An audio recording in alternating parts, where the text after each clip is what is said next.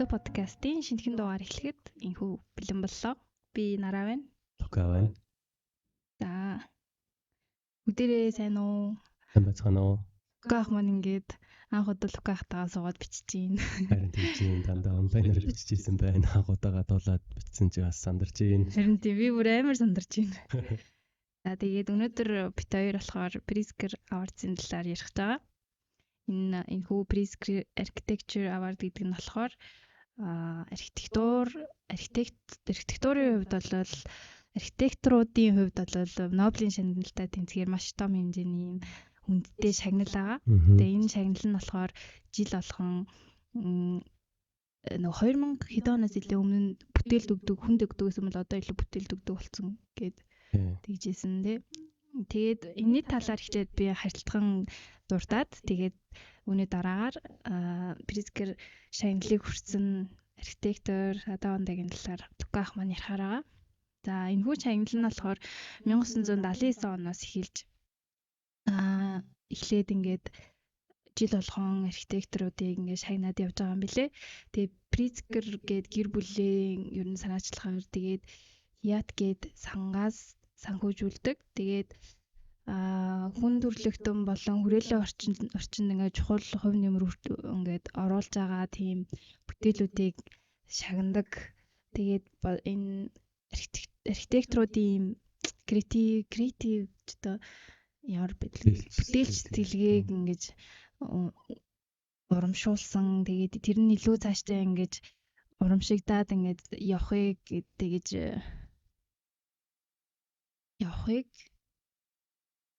бэлэгдсэн гэх юм уу? Тийм зорилготой юм бэлээ. Тэгээд энэхүү шагнал нь болохоор жил бүрийн 5 сард ер нь зохион байгуулдаг. Тэгээд жил болгон тухайн жилээсээ шалтгаалаад байршил нь өөрчлөгдөж явд юм бэлээ. Тэгээд 2020 оноос хойш ер нь бол тийм бичлэг нь ингэж гараад церемонийн бичлэг нь ёслолын бичлэг гараад ингээ хүмүүст үзүүлэх зорилготой ингээд гардаг болсон юм бэлээ. Тэгээд юуных нь хувьд бол жюригээд нөгөө шүүгчнэр нь болохоор ер нь 5-аас 9 хүн байдаг. Тэгээ яг шагнал гардуулах ёслол үерж илүү тэр үедээ л ер нь зарлагддаг. Тэгээд архитектур, бизнес, боловсрол, соёл гээд талын салбарын хүмүүс байт юм лээ. Тэгээ шагнал авсан хүн нь болохоор ийм $100,000 гадна бронз медаль авт юм билээ. За тэгээ өөр юу болж мэдсэн бэ гэвэл тэгээ медаль нь бас учиртай юм билээ. Тэр медаль нь болохоор нэг талдаа болохоор Чикагогийн алдартай архитектор Лью Сулливан гэдэг хүний дизайнер хийгдсэн медаль юм билээ. Нэг талд нь болохоор нөө Pritzker Award гэдэг яг нэр нь байдаг. Нөгөө талд нь болохоор ингээд зургийг одоо харуулъя. Зураг нь байгаа. Тэгээ нөгөө талдаа болохоор Fairness, Commodity, Delight гэсэн 3 үг бичсэн байд юм билээ. Энэ 3 үг нь болохоор нөгөө Ромын алдарт архитектор Vitruvius-ийн одоо үндсэн одоо fundamental principle-ийг нь ер нь харуулсан тийм 3 үг бичсэн байд юм билээ. Тэгээд жоохон фактуудын судалж үзлээ л дээ. Тэгсэн чинь ер нь хамгийн анхны энэ шагналыг хүртсэн эмэгтэй архитектор нь болохоор Zaha Hadid гэдэг 2004 онд авч ирсэн мэлээ. За хамгийн залуу архитектор бол 45 наснда явж байдаг. Авсан. Тэгээд Япон архитектор хэлээ. Рюэ Нишизава. Тий 2010 онд авч ирсэн. Мэтчлэн бас тэгэл өнөөс хойш ингээд 2 хүн авч ирсэн. Эсвэл нэг дор 2 одоо ялагчтай байсан гэл янзын фактууд байт юм билээ. За тэгээд өөр миний дутуулдээсэн юу байна? Бид хэд хоорондоо ярилцж байгаа тийм алдартай архитекторуудын талаар ярих гээд тэгээд Pritzker Prize-аар ярих юм бол бас олонний танил архитектор зөндөө байгаа ах гээд өөрсдийнхөө онцлог архитекторуудыг нэг нэгээр нь дараагийн дугаарууд дээр ярихаар яваа тохирсон байгаа. Тэгээ өнөөдөр хамгийн ихнийх нь бол Tadao Andoгийн талаар би ярих гэж бодлоо. Тэгээ Pritzker Prize-ийн яг гол зорилго нь болохоор хүн төрөлхтөн амьдралынхаа бараг 80-90%-ийг нь байшин дотор өнгөрөөж байгаа. Тэгээд тэр 80-90% цагаа өнгөрөөж байгаа тэр барилга үзэсгэлэнтэй одоо хүний төлөө байгаль дээлтэй тийм гоё зүйл байгаасай гэдэг зүйлийг одоо урамшуулж тэ. Тэгээд ялангуяа архитектурын салбар дотор ингээд том шин санаа гаргадаг юм, шин шийдэл гаргадаг тийм хүмүүст олгодог шагнал. Тэгээ хамгийн их авч исэн улс нь Японоос 9 архитектор хамгийн их авч исэн бол удаалж байгаа нь 8 архитектор Америкаас авсан байдаг юм байна. Тэгээ сая хэлсэн Рюэ Нишизава хамгийн залуудаа авч исэн. Рюэ Нишизавагийн хувьд бол Сана гэдэг Сэжима Казио гэдэг эмэгтэй архитектортай хамтарч уран бүтээлээ төөрөвдөг залуу архитектор. Одоо Йокохамагийн их сургуульд багшилдаг гэж санаж байна. Тэгээд Тадаа Андо, Танге Кензо, Ямамото Рикен тэгээд хамгийн сүүлд авсан хүмүүсгээд амар олон мундаг архитекторууд зөндөө байгаа. Тэгээд сүүлийн үед Японы архитекторуудыг аваад байгаа шалтгаан нь болохоор Японы архитекторууд илүү тийм нөгөө зөвхөн загвар гэхээсээ илүү одоо хүрээлэн борчинд уусч гэнэ үү, нийгмийнхаа одоо өөрчлөлт, эдийн засгийн өөрчлөлттэй тэрэндээ тааруулж ховсож чадж гэнэ үү? Яг архитектор хүмүүс яг тэрэндээ тааруулж өөрсдөө ховсоод хөгжөөж явж гэнэ үү гэсэн тэр нь илүү үнэлэгдэж байгаа юм болов уу гэж хувийн хувьд бол жоохон бодсон. Юу н Тадаа Ондоо та инспирэшн авдаг архитектор нь бол таны нэг Тадаа Ондоо юу? Нөгөө нэг ямар нэгэн яг өөрөө яг ямар чиглэлээр явмаар байгаа, юу юмэр байгаа гэдгийг ер нь ингээд нэг архитектор ч юм уу нэг уран бүтээлчийг сонгож аваад ингээд инспирэшн авахар тухайн уран бүтээлчтэйгээд манай ялангуяа мэргэжлийнхэн амар дэмтэй байдаг шүү дээ. Тэрний хувьд таны хувьд бол энэ архитектор үү эсвэл арай өөр хүмүүсээс байгаа юу? Тий яг зөвхөн Японы архитектур дотроос гэх юм бол Бан Шигеро гэдэг тэр хүнийг уг нь бол хамгийн их одоо шүтдэг гэх юм уу те голцоо тийм нөгөө bamboo house center хийдэг. Ялангуяа тийм affordable буюу хямд төсөр өртгөөр хүмүүс орон сууцтай болох эрхтэй гэсэн тэр зүйл дээр их ажилдаг. Тэгээ байгалийн гамшигт нэрвэгдсэн газруудад бас богино хугацаанд барих боломжтой хямдхан орон сууцнуудыг хийдэг. Сая Украины дайны үеэр ч гэсэн Украинд байж болох тийм байшингийн шийдэл гаргаад тэр нэг хийж байгаа нь надад их таалагддаг. Гэхдээ нөгөө талаар Тадаа Ондогийн яг амьдралын хэв маяг нь их одоогийн ингээд Монгол архитектуруудын ажиллаж байгаа амьдарч байгаа нэг зорж байгаа зүйл нь те яг Тадаа Ондо залуудаа зорж исэн зүйлтэй давхцах юм болов уу гэж одоо илүү олон одоо сонсогч нарт барилга архитектур сурж байгаа сонирхдаг тийм хүмүүст илүү агууштай замналтай болов уу гэж одоо Тадаа Ондог сонгосон. Гэтэ би бас мэдээж хамгийн лаг 3 архитектор хэлгийг нэг нь Тадаа Ондо болсон л да тийм. Тэгвэл хоёулаа Тадаа Ондо гэж Тадаа Ондо болохоор 1941 онд Японы Осака хотод төрсөн. Одоо амьд байгаа. 95 онд Pritzker-ийн шагналыг авч ирсэн. Тэгэхээр 54 наснда авч ирсэн. Тэгээд энэ хүнийг би яагаад онцолж байгаа вэ гэхээр Тадаа Ондо их сургуульд сураагүй. Өөрөө бие дааж архитектурыг сурсан. Тэгээд Японд нөгөө мэргэжсэн архитектурын архитектурын шагнал гэдэг шагнал биш мэргэжсэн архитектурын шалгалт гэж байдаг. Тэгээ 1-р зэрэг 2-р зэрэг гэдэг 1-р зэрэг нь нэлээд хэцүү. Жилдээ тэнцдэг хүмүүс нь одоо 10% ч хүрэхгүй гэж ярьдаг. Тийм хэцүү шалгалтыг энэ Тадаа Ондо гэдэг хүн өөрөө их сургууль сураагүй мөртлөө өөрөө хичээл хийж байгаа тэр шалгалтыг юм зөв ганц удаагаар тэнцэл авчихсан. Тийм тэгээд яг залуу үеэс нь яри гэх юм бол Тадаа Ондо яг уу тийм баян чинэлэг аль төсөөгөө. Тэгээ тийм болоод ч их сургууль явж чадаагүй.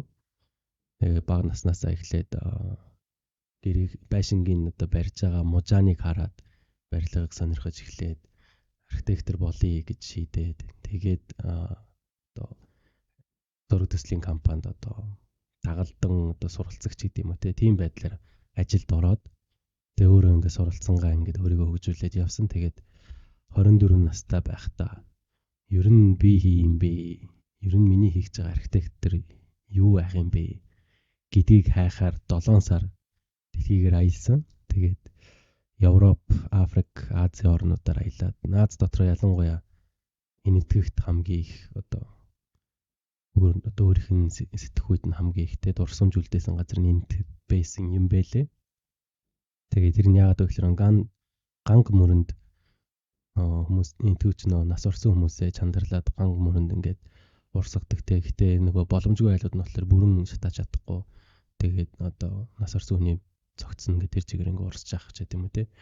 Тийм зүйлийг хараад ер нь Тадаванд ингээд би ер нь амар өчүүхэн хүн гэдэг зүйл чинь өөр айгүй өчүүхэн зүйл юм байна. Байгаль гэдэг зүйл чинь ингээд байнгын эргэлдэж идэг, эц зогсолтгүй ингээд эргэлдэж идэг зүйл. Тэгээ тэрэн дотор аль болох ингээд өөрийнхөөрөө байж байх хэрэгтэй гэсэн оршиж чадна гэдэг нь л хамгийн хүний амьдралын утга учир.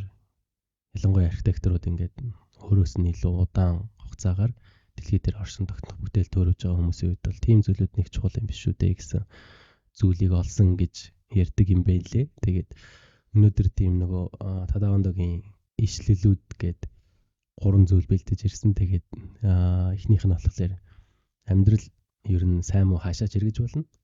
Тэгээ хаашаач эргэсэн ер нь бол нэг сүртэй ялгаа бол байхгүй. Тэгээ тийм болохоор өөрийнхөө итгэл үнэмшил зорилгодоо үнэнч байх нь их чухал гэдэг зүйлийг Тадаванд өөрийнхөө амьдралын зарчим болгодог юм байлээ.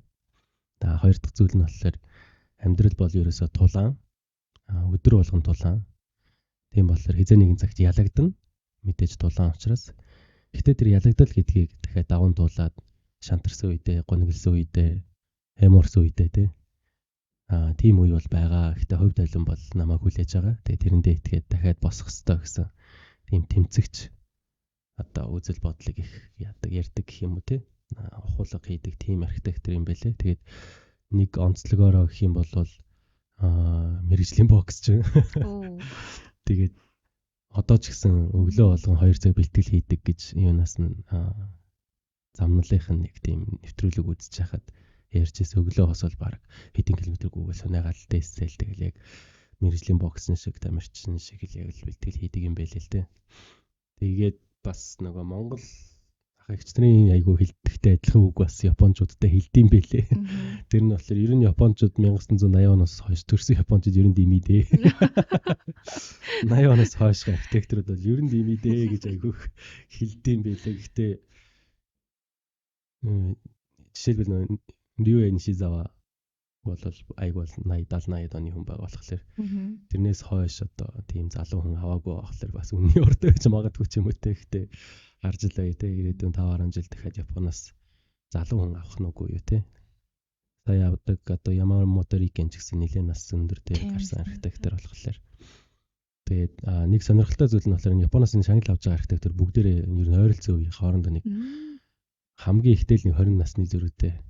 Ойролцоо нэг 15-10 жилийн хоорондын насны зөрүүтэй гэхэлэр нөгөө нэг үед бүгдээрээ хамтдаа Японы барилгын салбарыг зөвхөн Япон гэлтгүй ингээд дэлхийн нийтийн барилгын салбарыг ингээд айгу хөгжүүлээ. Тэр нь ингээд олон улсад үнэлэгдээд тэгээ явж байгаа нь ингээд харахаар Кенгоку мач гэдэг юм үү те. Сая одоо Монголд сая ирсэн байсан. Тийм хүмүүс ингээд айгу гоё байдаг болоо гэж бодогдоо. Тэгэхдээ нөгөө бүгд ингээд өөр өөрийн философитой байгаа болохоор тэгээ тэрэн дотор Тадаванд Монголд харах юм болоо гэж бодсон. Тэгээд уран бүтээлийн хувьд ярих юм бол ер нь ажлын гараа эхэлснээс хойш 1970-аад оны үед бол жижиг хэмжээний төслүүд хийдэг байсан. Ялангуяа хувийн орон сууцг. Тэгээ тэрнүүгээрээ Сумиёшигийн одоо Row House гэдэг урт байшин гэх юм үү те. Энэ байшингаараа Японы архитектурын одоо холбооны шагналыг залуудаа авч ирсэн. Тэгээд энэ барилга нь одоо зургийг үзүүлнэ. Тэгээд нөгөө дээвэргүй. Ямар ч юу. Тий, унтлагын өрөөнөөс яг өрөөнүүд нь бол дээвэртэй. Гэхдээ нөгөө өрөөнөөс өөр өрөөний хооронд явхад дээвэр байхгүй. Тэгээд тий, ингээд дээвэр тэнгэр харагддаг тийм шууд явцдаг. Тэгээд яагаад тэгж байгаа юм гэсэн чинь ингээд амьдрал бол тулаан. Тэгээд архитектор ч гэсэн өөрөө тулаан. Тэгээд тэгэхээр орон сууц ч гэсэн ер нь бол тулаан байх хэрэгтэй. Тэгээ амьдарч байгаа орон сууцтайгаа тулалдаж амьдрах хэрэгтэй гэсэн. Тэгээд жишээ нь унтлагын өрөөнөөс 0-ийн өрөөлөв явахын тулд гадаа гарна гэсэн үг. Тэгээ бороо орж байгаа юм бол ингээд зонтог бариад явдсан байлээ. Тэгээд яагаад юм бол тэгээс. Тий, тэгээд яг нөгөө босод одоо юу гэхийн хөдөлгөөнч гэдэм үү энэ өрөөний хуваалттай тэрийг харахаар бас ийм жижигхэн зайн дотор нөгөө японч нөгөө зайн ашиглаж юм ихтэй сайн штэ. Тэрнийг айгу яг үнэхээр гоё хийсэн юм байна. Тэгээд нөгөө гол нь архитекторын ажил чинь нөгөө захиалагч байгаа л итгүүлэх хэрэгтэй штэ. Тэгээд захиалагч нь итгээд авж ийна гэдэг чинь ер нь амар тий хүнийг ингээд чиглүүлж ингээд ер нь ингээд дээвэргүй байшин та амьдр гэсэн нөгөөх нь заа гэд мөнгө төлөөд байшингаа барилсан байгаа байхгүй. Тэгэхээр тийм айгуулаг ингээд захиалагч байгаа итгүүлж тэг үнэмшүүлж чаддаг. Тэгээд тэгснэ тэр нь ингээд үнэлэгдээд шин залуу архитекторын шилдэг залуу архитекторын шагналыг авч байгаа нь одоо энэ хүн яг үнэхээр юм тулаанч яг мэрэгжлийн боксчин шиг ер нь бол харандаа үзэг заасаа барих юм бол мэрэгжлийн архитектор одоо за тулаанд орж байгаа байдлаар байдаг юм болоо да гэж би хувьдаа бодсон. Сэтгэл үнэмшилэлтээр нь үнэн юм гэсэн үг. Тийм яг ингээд өөрийн нэг тийм философи гэх юм уу те өөрийнхөө загварын шийдлийн философитой тэгээд тэр нь яг ингээд хүмүүс таалагдал ах юм л та тий. Яг зарим хүмүүс чинь нөгөө нэг амарлаг галзуу юм хичээл тэгээд хүмүүс намайг тоохгүй байна гэдэг чинь тэр чинь яг нөгөө хүмүүсийг итгүүлж чадахгүй байна гэсэн үг шүү дээ. Тэгэхээр Тадаванд бол яг мэдээж нөгөө дээвэргүй байшин бол үнэхээр галзуу зүйл ихтэй итгүүлж чадж байгаа гэдэг чинь тэр хүний бас нэг өөр ур чадвар байгаад байгаа гэсэн үг шүү дээ. Тэр нь илүү сонирхолтой болоо гэж бодсон. Тэгээд ялангуяа Монгол архитекторууд тэрэн дээр жоохон надад яг шүүмжилж байгаа юм биш сул санагддаг нөгөө захиалагчтай жоохон баригдчих гад гэдэг те. Захиалагч нь тэгэл шилэн фасад гэсэн бол тэгэл окей болдог ч юм уу те. Тиймэрхүү зүйлүүд болохоор яг юм яг Тадаванда шиг гэж хэлэхгүй ч гэсэн яг те өөрсдийнхөө нэг тийм итгэл үнэмшил архитектурын шийдэлтэй болоо тэгээ тэрнийгээрээ яг захиалагчтай ойлгуулж чаддаг те. Тийм зүйл чадвар дээр бас өөрийгөө хөгжүүлвэл бол зүгээр энэ Тадаванда жишээ болгож харахад бол их зүгээр гэж бодсон. Тэгээд 1980 оноос хойш бол ер нь нөгөө амжилттай болоод шагнал аваад Япон дотор нэр нь гараад танигдаад тэгээд үйлчлэгээний барилга байгууламж сүм хийдгээд дунд зэргийн хэмжээний барилга байгууламжны зураг төслийг хийдэг болсон. Тэгээд 90 оноос хойш бол тэгээ баг одоо бурхан болоод лаг бүр ингээд олон улс ч гэсэн айгу танигдаад тэгээд олон нийтийн барилга байгууламжуудыг маш их барьдаг болсон. Музей том хотхон ч гэдэм үү те. Дээрээс нь нэмээд олон улсад бас их барилгууд барьдаг болсон. Айгүй олон улсад бүтээлүүд нь байдаг. Тэгээд яг өнөөдөр 3 зүйлийг сая Сумиёшигийн байшингаас гадна 3 сүмийг нь онцлоё гэж бодлоо. Тэгээ нэг эхнийх нь болохоор салхины сүм гэдэг христийн сүм. Тэгээ энэ нь яг ингээд одоо сүм рүүгээ орж байгаа коридор гэх юм уу те. Коридорынх нь хэлбэр тэрэн дотор ингээд салхилуулах зорилгоор битүү коридор мөртлөө салхи авах зорилготой ингээд юм загвар хийчихсэн. Сүм нь өөрөө ингээд дээшээ гарсан одоо яндан гэх юм уу те агаржуулагч янда. Энэ болохоор нэг Иран, Ирак гээд ойрхон орнуудад байдаг байшингуудаас санаа авсан байх. Ийм өндөр юу хийхлээр нөгөө агаараас хороод доторх тэр сүм дотор ингээд салхи сэвэлзээд яг жигнэсээ ингээд байгалийн салхийг хамгийн ихээр таатай байдлаар мэдрэх боломжтой төлөвлөлт гэж зорж хийсэн сүм юм байлээ. Тэгээ хоёрдугаарх нь болохоор усны сүм гэдэг. Энэ зураг нь болохоор яг ингээд хурмаа хийж байгаа хоёр хосын зураг байгаа. Тэгээд яг бетон сүм тэгснэ айгуу том одоо цонхч биш. Тэ онгорхоо орон зай. Тэгээд урталт нь одоо энэ хурмаа хийж байгаа хосын яг зөвсөг бишрлийнх нь яг гол зүйл болсон одоо загалмай. Тэгээ тэр нь ингээд яг нэмхэн одоо татсан ус тэгээд тогтоол усны толио тий. Тэгээ тэрэн дээр ингээд загалмай нь ингээд ойж харагдаад тэнгэр ойж харагдаад цаана байгаа мод ойнод бас ойж харагдаад гээд ингээд яг усан дээр л ус гол дүр гэсэнтэй барилга гол дүр биш. Ус нь гол дүр юм а гэсэн зүйлийг бас харуулж чадаад байгаа тий. Айгүй хэцүү шийдэл гэж би бас бодоод байгаа байхгүй. Ингээд яг салхийг мэдэрдэг барилга гэхэлэр ингээд усыг мэдэрдэг барилга гэхэлэр яг юу хийх вэ гэхэлэр нэг сонин штэ тий. Тэгэхээр энийг ингээд айгүй мундаг гаргаж үзүүлж чадсан юм болов уу гэж бодсон. Энэ яг нэг хурмын ортон болохоор нэг бид өгж байгаа нэг амлалт тангараг айгүй олон юм дөх юм санагдаад байна. Тэнгэр ус ургамал бүх юмны өмнөөс би тангаргалж байна энэ гэж. Тийм байх те нэрээ. Бас тэгж бас бодсон байх те. Энэ байгаль дэлхийд бурхандаа одоо шүтээндээ ч юм уу те. Тэгээ энэ ус байгаль бүх зүйлд ингээд биеийнхээ мөнхийн хайрыг амлан ч гэдэм үү те. Бас тийм тэгж бас бодсон гэж магадгүй юм те. Сонирхолтой үнцэг байна.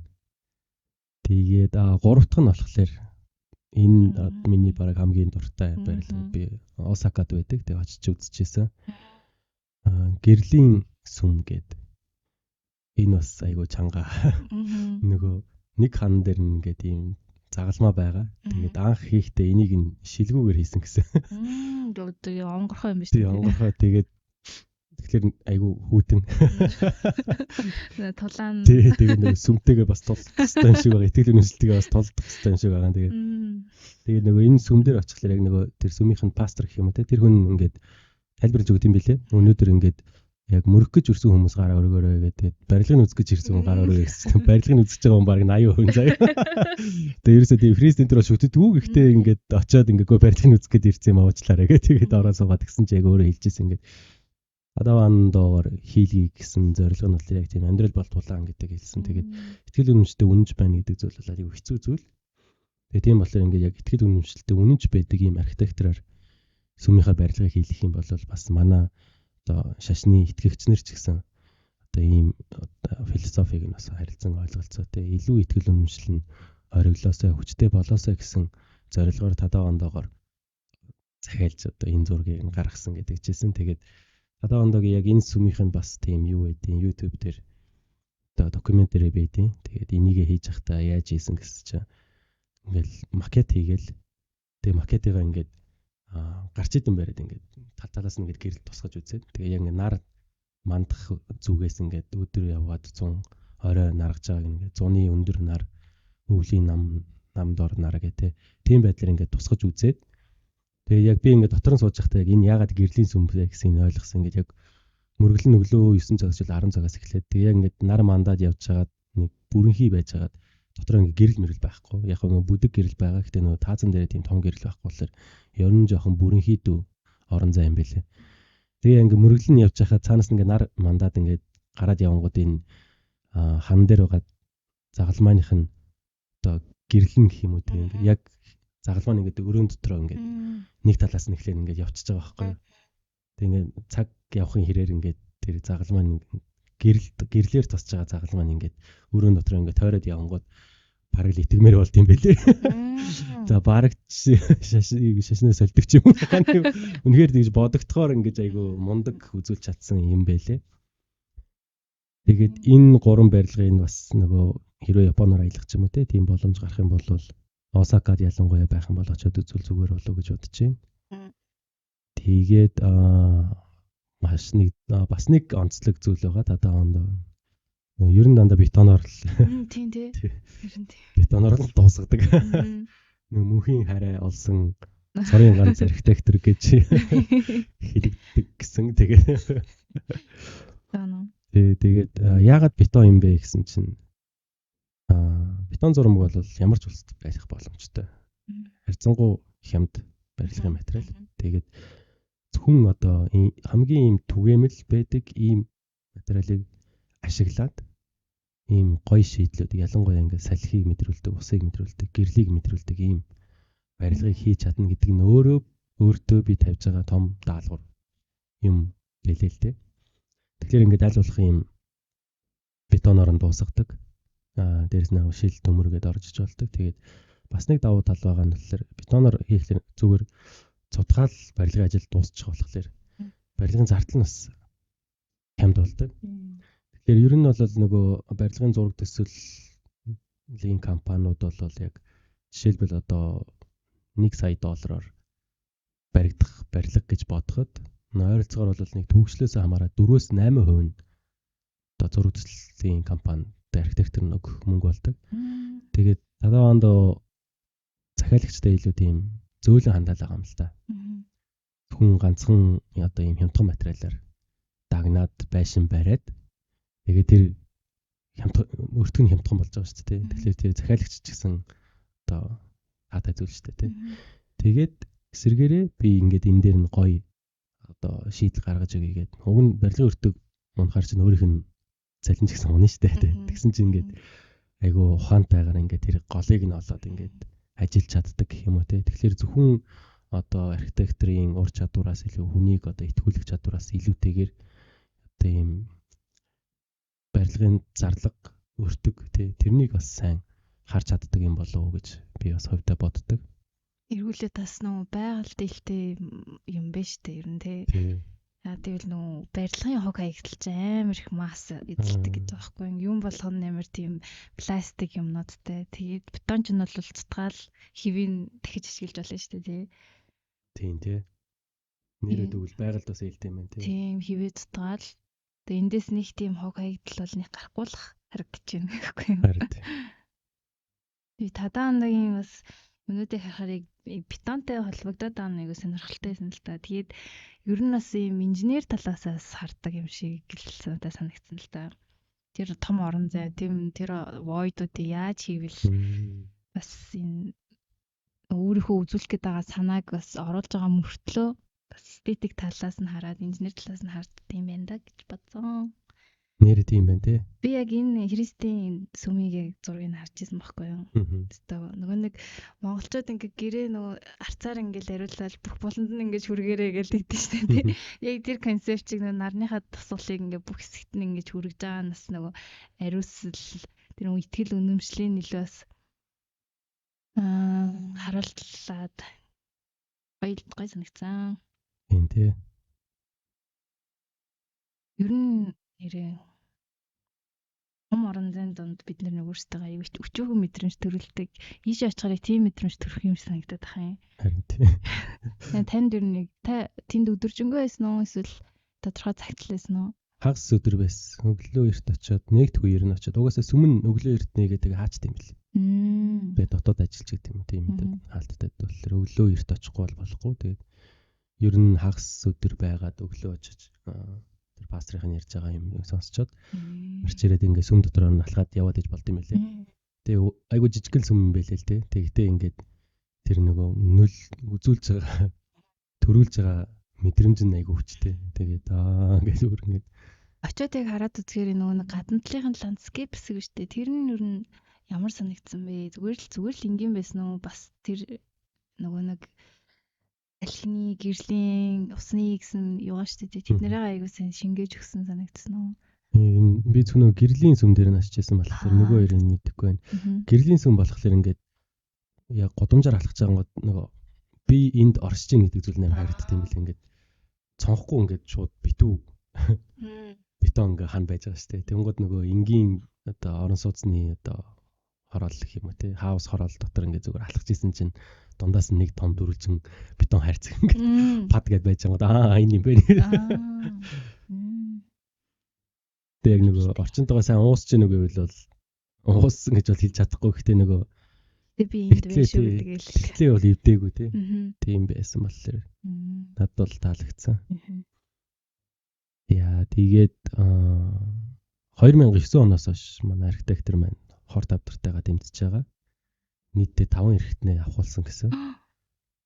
Тэгээд ажиллаа хийгээл лаг оршиж байгаа тулаанд ингээд амьдрал явж байгаа гэхэлэр бас төхөөний философи зарчим нь өөрийнх нь хувийн амьдрал дээр ч гэсэн харагдаж байгаа юм болоо гэж бодож байна те. Тэгээд нохотой. Тэгээ нохог нь болохоор core гэдэг. Тэгээ ягаад core гэсэн чинь Le Corbusier-ийн core-ыг авсан гэж. Тэгээ Corbusier-ыг тэжээдэг. Жижиг Corbusier-ыг тэжээдэг. Тийм юм бэлээ. Corbusier ч бас нөгөө бетонын юу айгу их ашигладаг болохоор магадгүй Тадавандогийн хамгийн инспирэшн авсан архитектор нь Corbusier гэж болох юм тий. Тэгээд нохоогоо хүртэл тэгж нэгсэн. Сайхан гар. Зэрэгтэй. Яа, тэгээ бас нэг айгу том лаг онцлог байгаа. Японд хамгийн лаг их сургууль нь бол Токиогийн их сургууль. Тэгээд ер нь их сургуулийн багш болохын тулд докторийн зэрэгтэй тий. Тэгээд айгу олон жил судалгаа хийгээд судалгааны ажил өгүүлэлээ хэвлүүлээд тэгээд явж ах өстой байдаг боловч Тадавандо ганцаараа бүрэн дунд боловсралтай мөртлөө Токиогийн сургуулийн профессор. Үнэхээр хүлэн зөвшөөрөгдсөн юм байна тий. Ямар ч нотлохоо шаардлагагүй. Бид нар танд итгэж байна гэдэг. Орж байгаа үстэй. Бос дэдэнд бүр ингээл бүр 10 20 жил бүр академик замаар хөөж байгаа профессор болсон ч Тадаванда зүгээр хаалганы шиглээд байгаа л. Наад диплом байхгүй гэхдээ би болно. Ер нь яг энэ мэргэжлийг анх сонгохдоо л яг ийм түүний концепттэй эхэлсэн ба шүү дээ. Тийм баг тий. Би амьдралаараа батлая гэдэг. Нэрхэлтэй. Баярт. Айгу лаг хүн байгаа. Тэгээд энэ Тадавандад уулзах боломж байсан уу? Байсан штэ. Би нөө Токиогийн сургууль байсан болохоор хичээлийг нь авах гээд тэг батсан чинь өөрөө байдгүй юм бэлээ. Тэгээд яг 80 оноос хойш төгссөн оюутнуудыг уусаа авч хилцэхгүй л байна. Тэгээ өөрийнх нь нөгөө юуных нь зураг төслийн компанийн туслах гэх юм уу, зөвлөх гэх юм уу, мэрэгс архитектурын гэх юм те. Тим хүмүүс нь хурж ирээд ээлжлээд хичээл орд юм билээ. Яг өөрөө ирээд хичээл заасныг нь бол би сонсч чадаагүй. Гэтэ яг нөө YouTube-ын дээр аяг болон лекчер өгдөө шүү дээ. Тэднийг нь харж байсан болохоор бас тэр хэмжээндээ л байдаа л гэж боддог. Ер нь Япон архитектур аягүй хүнлэгддэг шүү дээ.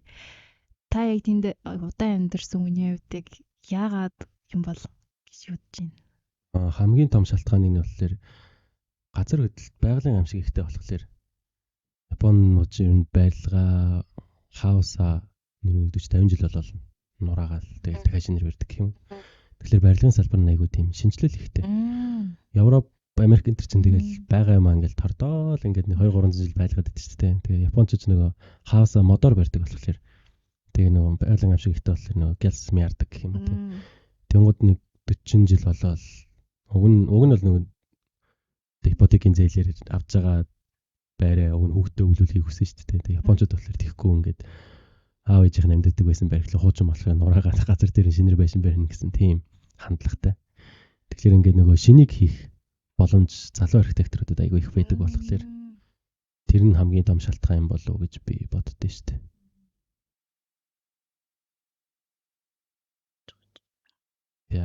Тэгээ хамгийн сүүлд нь нөгөө хүн болгон бас Осака руу аяллахаар очиж чадахгүй ч магадгүй болохоор Токио хотод байдаг Тадавандогийн хийсэн одоо бүтээлүүдээс хэлэх юм бол 2121 дизайн сайт гэдэг Роппонгид байдаг. Тэгээс Омотесандо байдаг. Омотесандо Hills гэдэг байгаа.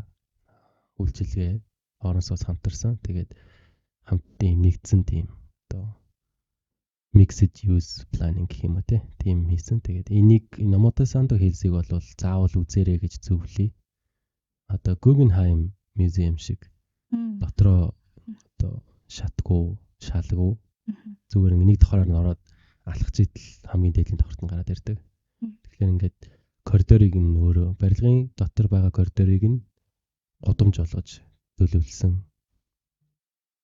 ийм онцлогтой барилга. Дараагийнх нь болохоор Tokyo Art Museum гэж байгаа. Тэгээ мөн Shibuya Station энэ дөрвөн барилга Токиод байдаг болохоор барилга архитектур сонирхдаг, сурдаг хүмүүс маань хизээ нэгэн цагт Япон явах бол Токиод энэ дөрвөн барилгыг үзээрэй гэж зөвлөж байна. Тэр нь одоо манайхан ч аягүй Япон явдаг болсон шүү дээ. Очиж үзэж боломжтой бүгдийг л үзэх хэрэгтэй. Тий нөгөө Монголд ирдэг Япон жуулчид уг нь илүү их байсан чинь 10 хэдэн оноос хойш гэлээ. Саяхнаас 3-4 жилийн өмнөөс Монгол жуулчид илүү их болсон байлээ. Монголд ирдэг Япон жуулчдаас Японд очдог монгол жуулч их гэхлээр манайхан бас аюу Японд дуртай юм байлээ гэж бодсон тий. Тадавандаг бүтээлүүд наа шүү дээ тий. Ер нь Монголд ажиглагдаж байна уу? Энэ Тадавандагаас инспирэшн авсан юм байна гэж ажиглагдсан ямар нэгэн тийм юмтай таарчсан надаа. Тийм шүү дээ. Сүүлд нөгөө анаграмын хийсэн барилгууд дээр айгуу тийм Япон элемент гэх юм те. Япон детейлүүдийг их орж ирж илээ. Тэгээ нөгөө Сайриотынтэйг тогтчилсан хүүхдийн парк байсан. Үүдэнд нь яг ийм бетоноор цутгацсан хан байгаа шүү дээ. Тэрний одоо энэ одоо хийсэн байдал нь те яг цэвэрхэн цутгаад цэвэрхнийг яг тэрнүүгээр ингээд үлдээчихсэн те. Тэр нь бас ийм Тадавандогийн одоо үнэр шингэсэн болов гэж боддог юм те. Тэгээ Монгол орны хувьд хүүтэн болохоор бетоноор цутгаа шууд дуусгачих боломжгүй л дээ. Ялч гадна талаар нь дулаалга хийгээ те хийх хэрэгтэй болохоор. Гэтэ яг дотор засал дээр бол эсрэгээрээ яг цутгаал тэгэл дуусгачих юм бол цагч хэмнэн тий зардалч хэмнэн бас гоё цэвэрхэн хийгээд сурчих юм бол бас хэрэгтэй л гэж боддог. Энд бас нэг тиймэрхүү юм ажиглагддгүү нөгөө үлгэр жишээ авч байгаа ч гэх юм уу эсвэл ийм сэтэл авч байгаа зүйлээ яг бүрэн ойлгоогүй гэж буруу ашиглаад тэгээд нөгөө нэг хүмүүст тэгээд тэр нь ингээд буруу үлгэр дөрөөл үзүүлээд энэ чи юм байна гэсэн. Тэгээд тэрэн дээр одоо. Хамгийн тод жишээ гэвэл Заха Хадид. Ааха. Нөө Заха Хадидыг тийм яг futuristic гэх юм уу те тийм ирээдүйн барилга хийж ийн гэж одоо зарим одоо Монгол одоо оюутнууд чим архитекторуудын ингээд хийх гээд байгаа эсвэл рендер уншилсан байгаа тийм харахаар нэг тийм нөгөө тийм ирээдүйн хэлбэр үүсгээд байгаа юм шиг харагдаад. Гэтэ нөгөө барилга Заха Хадид бол тийм ирээдүйн юм хийснээр бол санал аваагүй шүү дээ. Доторх тэр нөгөө хүний хөдөлгөөн яг тухайн ингээд функшн буюу тийм барилгын ашиглалтад нь таарсан орон зайг тэг хүний хөдөлгөөнийг ингээд яаж чиглүүлж гин орон зайг тэг том жижиг ингээд айгу хослуулаад тэг ингээд айгу лаг ашигладаг гэх юм уу те. Тэгээд тэрэн дээрээсээ тийм ирээдүйн юм шиг харагдаж байгаа болохоос ш тийм ирээдүйн юм шиг харагддаг юм хийчээд тэгээд тэр нь болохоор лаг гэдэг зүйл бол байж болохгүй гэж боддог. Нөгөө хамгийн гол зүйл чинь яг хүн ашиглаж байгаа хүндээ л гоё байх хэрэгтэй шүү дээ. Мэдээж нөгөө гоо зүйн мэдрэмж одоо таашаал өгдөг байх ёстой боловч нэгдүгээрт бол ашиглаж байгаа хүндээ л хэвтэйхэн байх хэрэгтэй. Гэтэ яг нөгөө Тадаванд бол угаасаа тэрний эсрэг байдаг юм байна. Зурайсан тагаар тулд тэгээд барилгатайгаар тулд тэгээд өргөждөг гаргалтай. Гэтэ яг нөгөө Тадавандгийн барилгууд ч гэсэн яг хүмүүсийн одоо хөдөлгөөн энэ бол маш сайн тооцоолсон те. Хаана ямар том орон зайг үүсгээд хаана жижиг орон зайг үүсгээд жижигхэн хаалгаар орсноо том орон зайгаар ордог ч юм уу те. Тийм орон зайн өөрчлөлтүүдийг ингээд илүү хүчтэй үзүүлж өгдөг ч юм уу те. Тийм барилга дотор тусч байгаа гэрлийг айгуу сайн ашигладаг ч байт юм уу. Тийм байдлаар хийж байгаа нь ингээд яг нөө гой загвар дизайн гаргах биш. Яг хүндэл яг функшн буюу ашиглалтандаа л таарсан зөв шийдэл хариу байх ёстой зүйл чухал гэж боддог болохоор ерөө жоохон нэг тийм futuristic рендер энэ уншуулж байгаа бол эхлээ жоохон нэг байгуултаа жоохон харж байгаа тий. Хүн ингэж алхандаа гэдгээ жоохон бодож үзэж байгаа тэгээд хийгээсэй гэж бодож ин та тий. Юм гэдэг учиртай учир гэдэг жанцантай. Жанцан гэдэг чинь манай өвөө гэдэг шиг. Тэгээд жанцан өөрөө би. Нэрээ яг тэгдэг тийм. Надад бас яг тэр амар ажиглагдаа тэгвэж бас нэг сайн өөрөө бүгдийг мэддэг гэж боддог болохоор юм учиртай л ах гэж бодохоор тэгээд тийм шүү.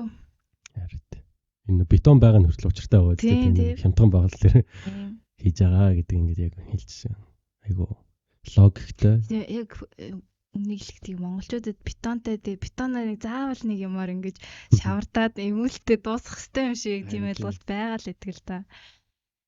Тэгээд тэггүй ч бас байж болно. Тэгээд тэр нь бас яагаад ингэдэг асуулт. Тэг ер нь энэ мэрэгжилтэй айгүйх яагаад гэдэг асуулт нэрэлт юм бэлээ. Харин Яагаад энэ ийм байхад яагаад тэр тийм биш гэж гэл юм байдаг да. Энэ Тадаванд бас энийг бетоноо ингэж ийм гоё зөөрхөн гаргаж чаддаг нөгөө хамтарч ажилдаг одоо барилгын бригадууд аягүй сайн юм билээ. Тэгээд олон жил ингээ хамтраг ажиллаа сурчсан. Тэгээд маш зөөрхөн байдлаар ингээл нэг удаагийнхаар л төгс ажил хийж байгаа гэсэн үг шүү дээ. Жохон ингээл муухай халтар юм хийчих юм бол нураа наатгаа гээл тэгэл Тадаванд ороод ирэх үлгүүдээ тий. Тадавандагийн яг төслийг гүйцэтгэж байгаа компаниуд бол бетон цэцгэлтэн дээр супер анхаарал тэгэл ер нь болж байгаа юм шүү дээ. Тэгэхээр бас ингээд тийм мэрэгжилтнүүд бас бэлдэж байгаа гэсэн үг шүү дээ тий. Тэгээ яаж ингэж цэвэрхэн гаргад юм бол тэр нэг нь үдсэн чинь нөгөө барилгынхаа бетон цэцгэж байгаа хивээ тосолт юм билээ. Тэгээд тослоод хаа ингээд хашиж агаад бетоноо цутгасныхаа дараа ингээ хоёр талаас нь эрзэнэн алхаар цогт юм билээ. Тэгээ нөгөө вибратор хийгээд нөгөө агаарын дээш нь гаргахтайгаа зэрэгцээд хоёр хэвэн дээрээсээ ингээд гадна талаас нь эрзэнэн алхаар цогхолоор ийм жижиг агаарын бөмбөлгүүд нь дээшээгээ гараад тэгээ ийм цэвэрхэн бетон гарч ирд юм билээ. Тэгээ бетоноо гарч ирснийхэн дараа хатсныхан дараа нь усалдсан байлээ. Тэгээ дээрээс нэмээд ийм хамгаалтын тосон төрхлөд өргөт юм билээ. Тэгэхээр ингээд олон жил ийм цэвэрхнээр байдаг.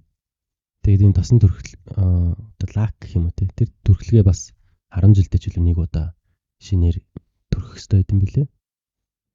Тэгэхээр бас тийм нарийн одоо зөвхөн архитекторын гэлгүй манай барилгачдын бас ур чадвар те ноу хау гэсэн туршлага нь аягүй бас чухал байгаа болов уу гэж бодсон.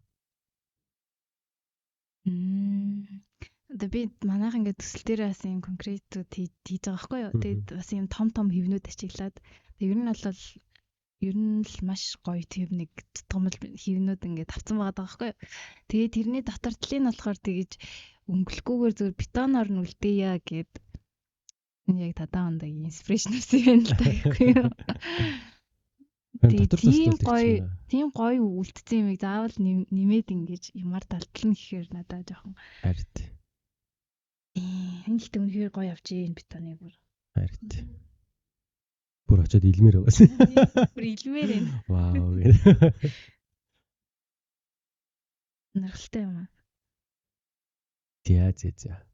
Тадаанда дээр тань нэмэлтээр хэлэх юм байна уу? Ингээ миний мэддэг. Түүний талаар мэддэг миний зүйл туслаа. Ер нь бол мэдчихсэн үү эсвэл яг эндээ зөвлөлд илүү сайн судалсан айлнаас.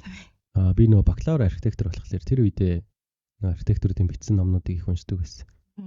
Тэгээд Тадавандогийн нэг номыг уншичаад тэр үедээ бол нэг гачин саарал барилгалаа гэж бодож байсан л та.